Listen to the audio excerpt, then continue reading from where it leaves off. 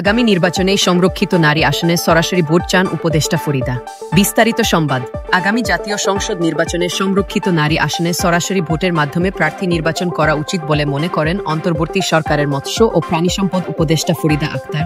এই উপদেষ্টা বলেন, সংরক্ষিত নারী আসনে এখন আমরা যে দাবিগুলো করছি, এটাকে সরাসরি নির্বাচনে আনার জন্য আমাদের সর্বোচ্চ চেষ্টা এই নির্বাচনেই করতে হবে। আমরা এটা যদি পরবর্তী আমাদেরকে যদি বলে যে পরের সংসদে এটা ঠিক হবে, এই ভাওতাবাজিতে আমরা যেতে চাই না। জাতীয় রাজনীতিতে নারীর অর্থপূর্ণ প্রতিনিধিত্বের দাবিতে আজ বৃহস্পতিবার বিকেলে রাজধানী কৃষিবিদ ইনস্টিটিউশনে আয়োজিত সম্মেলনে তিনি একথা বলেন।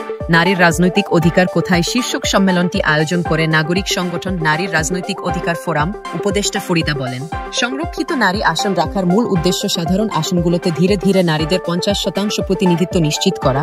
রাজনৈতিক দলগুলোকে সংরক্ষিত নারী আসনে সরাসরি নির্বাচনের বিষয়ে মত দিতে হবে, তা না হলে নারীরা ভোটে জবাব দেবেন। তিনি আরও বলেন, যারা বলেন নারীদের মনোনয়ন দিলে তারা জিততে পারবেন কিনা, তারা সমুদ ফ্লোটিলার দিকে তাকান। সেখানে নেতৃত্ব দিয়েছেন একজন নারী। নারীরা অর্থের কারণে নির্বাচনে যেতে ভয় পান, এমনটি মনে করেন সমাজ কল্যাণ উপদেষ্টা শারমিন এস মুর্শিদ।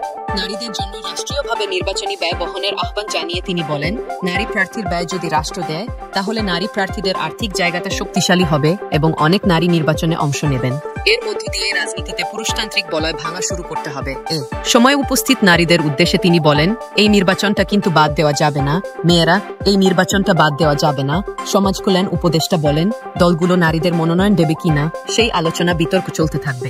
পাশাপাশি নারী সংগঠনগুলো চাইলে স্বতন্ত্র নারী প্রার্থীদের সহযোগিতা করতে পারে, যেন তারা আগামী নির্বাচনে সংসদ সদস্য হিসেবে জিততে পারেন।